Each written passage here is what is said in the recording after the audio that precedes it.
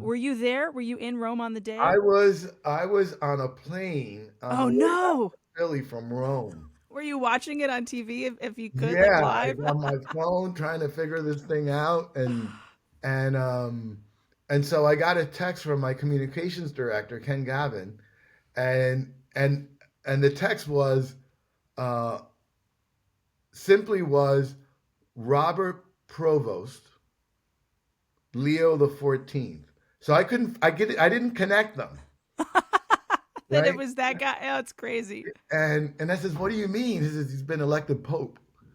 I like fell back on my seat.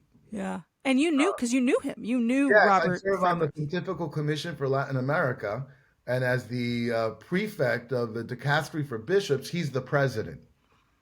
So Wow. just a year before, I had spent a week with Cardinal Prevost, sitting next to him, Mm. walking, having dinner.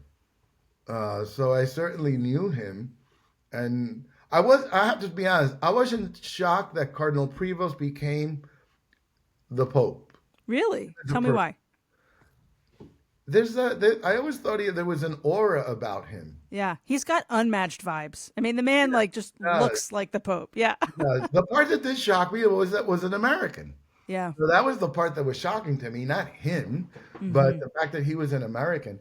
And I'm on this flight, and one of the flight attendants comes to me, and I wasn't dressed like with like a bishop or a priest, but she recognized me and says, "You're the Archbishop of Philadelphia." I says, "Yeah, last I checked, I am." Yeah, and he says, "We have a new pope." He says, "Yes, we do," and he says, "I want you to announce it to the plane." And I said, Wow. "What?" He said, "I don't want to do that."